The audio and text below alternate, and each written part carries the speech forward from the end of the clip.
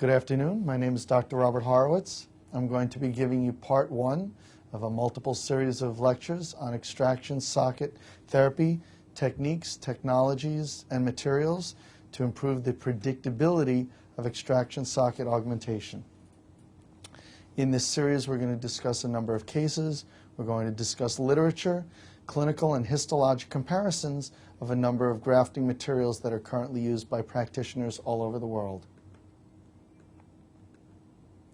My clinical research has been done through my private practice as well as NYU in the Department of Implant Dentistry. The main basis and foundation of these talks is extraction site augmentation, what we call extraction environment enhancement, the techniques and materials used to go from extracting a tooth to rebuilding the alveolar ridge and soft tissue, whether or not an immediate socket implant has been placed in the area. The question the practitioner has to decide is what are his or her goals for extraction site reconstruction. And that is, what does the practitioner want to see? Do you want to see material as just a fill on x-ray, clinically or histologically? Or ideally, do you want to see vital bone filling the extraction socket? What we need to do is start with the end in sight. We want to be able to, as a surgeon, follow the healing radiographically to be able to determine the ideal time to place a dental implant. We don't want just fill in the site, but we want the maximum quantity and quality of vital bone to fill the area. We can take a patient who has a full complement of teeth, extract them, and if nothing is done, we end up with an alveolar ridge that is so deficient that the patient may be unable to either accept dental implants to be placed or accept the wearing of a removable prosthesis. One tooth at a time, each socket must be preserved to obtain the ideal healing result for the future. Patients like this are unable to wear removable prostheses and may be unable to have the volume of bone necessary to place dental implants without extensive, expensive reconstruction procedures.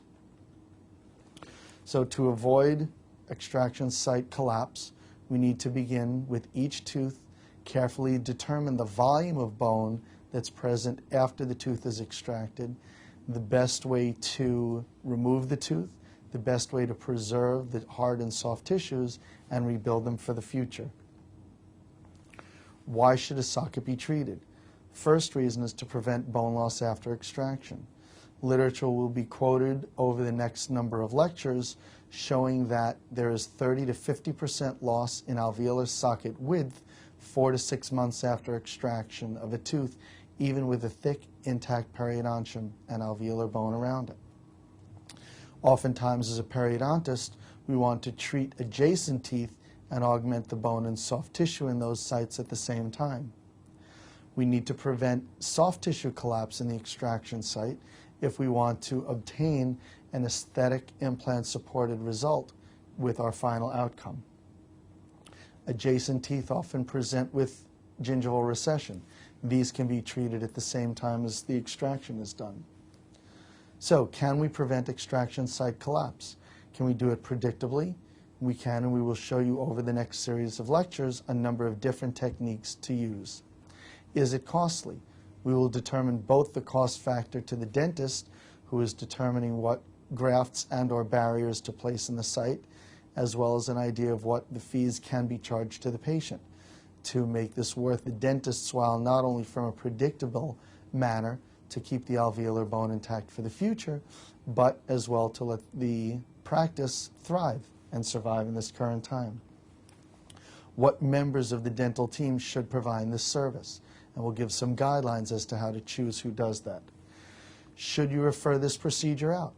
If you are uncomfortable with some of the potential problems that can arise during an extraction, exposure of the sinus membrane, uncontrolled bleeding, you may not be the best member of the team to handle the extraction for this particular patient, for this particular site. So who should perform the extraction? Mostly it is the clinician who is the most knowledgeable about alveolar bone and soft tissue regeneration.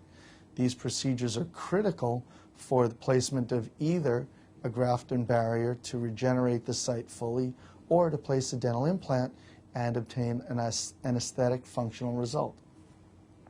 The clinician who's best able to handle intra and post-op complications should be performing the procedure, whether it's suturing, packing to prevent bleeding, grafting to prevent pneumatization of the sinus into the site, or prevent an oroantral communication. These are all steps that need to be taken into consideration.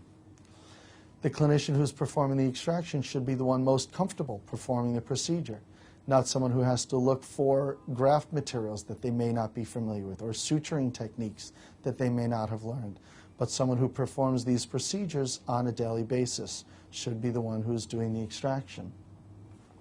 Soft tissues are more and more demanding in terms of both the handling during the procedure as well as the patient's expectation for aesthetic reconstruction of the deficient site. So this clinician who is best able to handle these soft tissue issues should perform the extraction.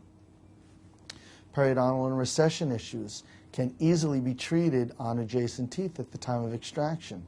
If the dentist who is performing the extraction does not perform these procedures, then the patient may have to undergo more costly secondary surgical procedures for these reconstructions as well.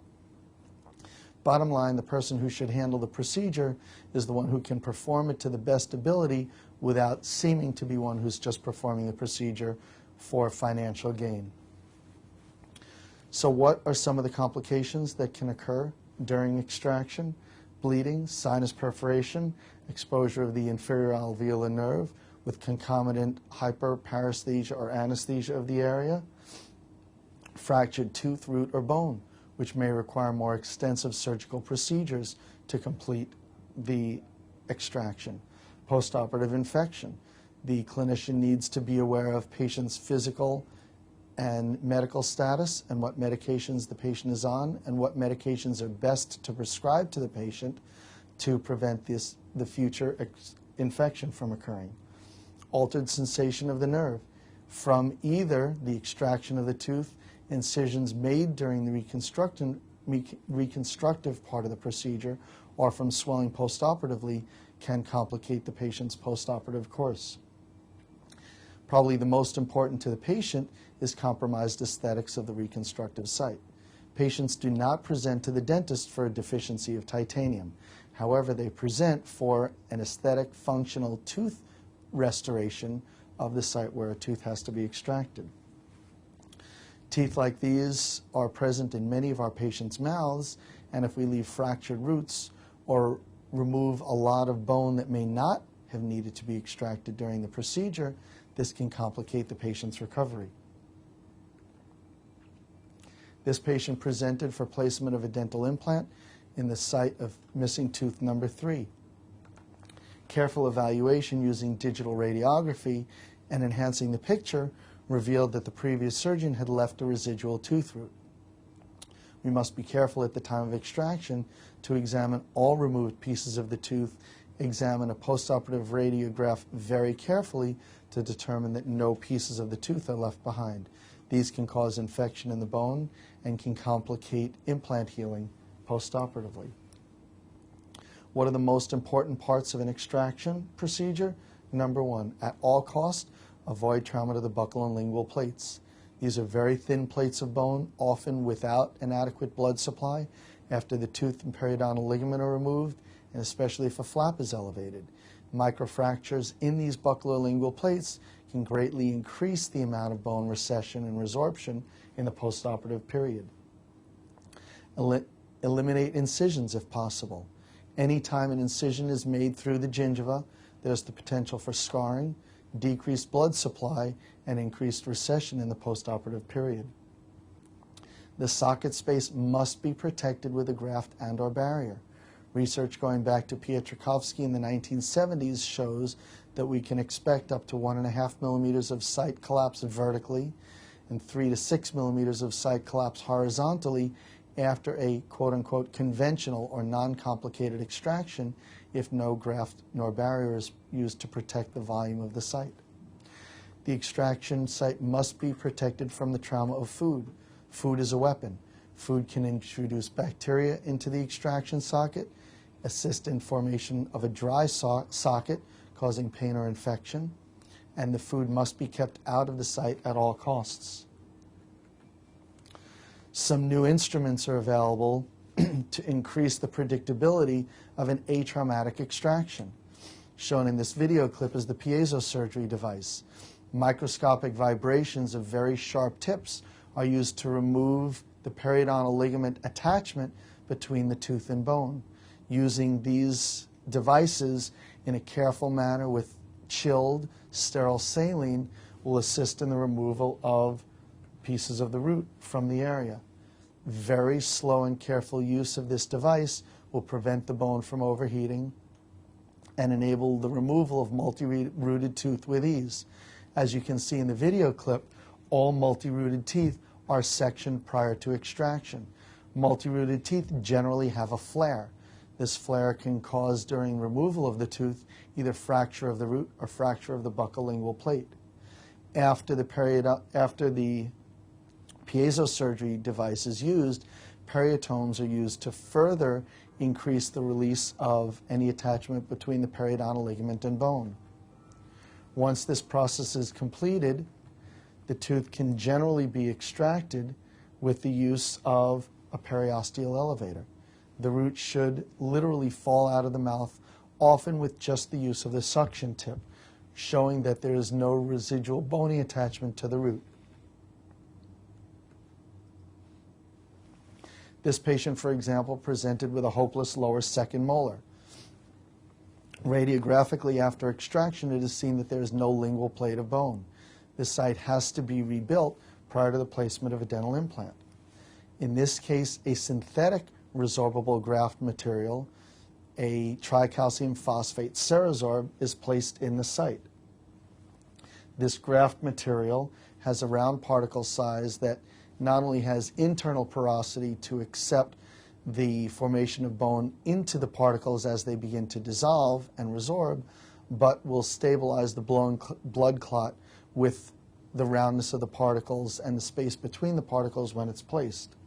This graft material is mixed with blood and hydrated with patient's blood from the same site, which allows the graft material to form a putty to prevent washout.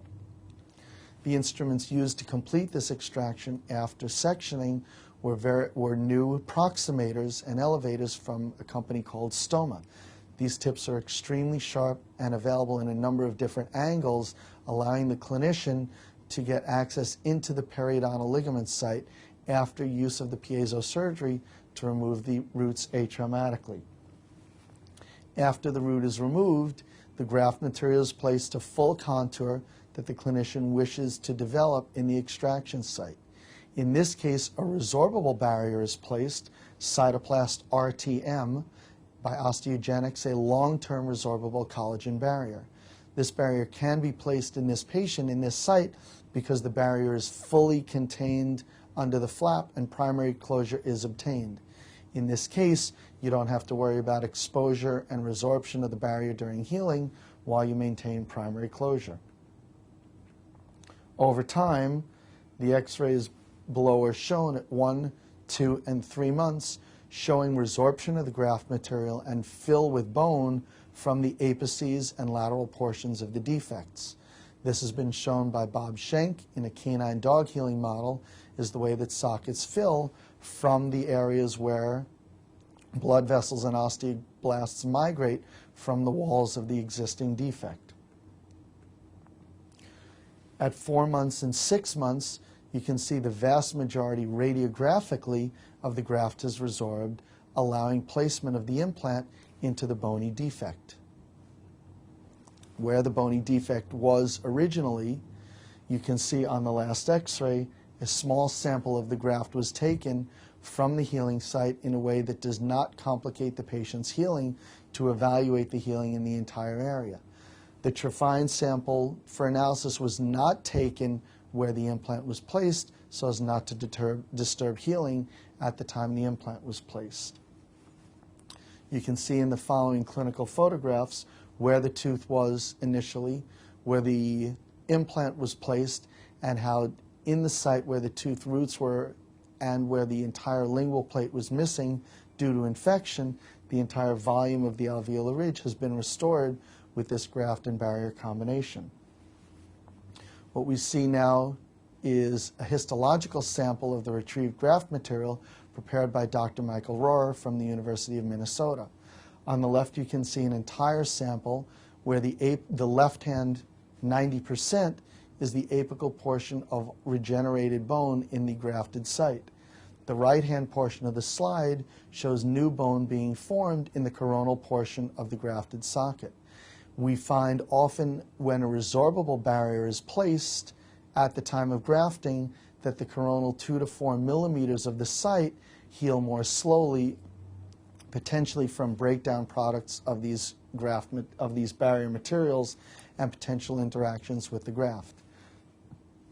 These three histological slides show the excellent rebuilding of bone from the completely resorbed Cerasorb at 6 months. What the slides show is the red bone, which is the youngest, and pink bone, which already at this time period has begun to mature into lamellar bone with the formation of Haversian systems around osteocytes and around the blood vessels deep in the apical portion of the bone.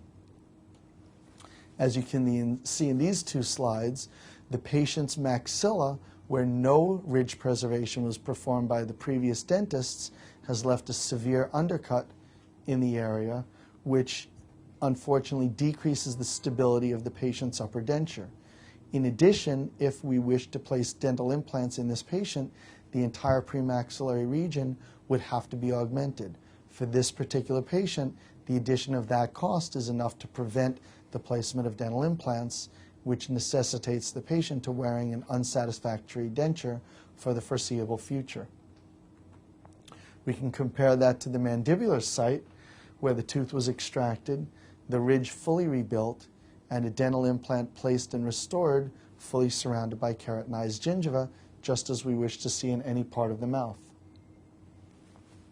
When a tooth is extracted, we know that there is trauma to the buccal and lingual plates unless we are extremely careful with our atraumatic extraction. No matter what we do, once the tooth is extracted and the periodontal ligament is removed, we know that there is a loss of blood supply to these alveolar plates. If the buccal plate and or lingual plates are very thin, we can lose the entire blood supply. We lose, as Dr. Jan Linde called, the bundle bone first, which is right at the crest, and that may never be able to be restored by our current grafting techniques. And then depending on how thin the bone is, we lose even more thickness and we lose more width of the alveolar socket.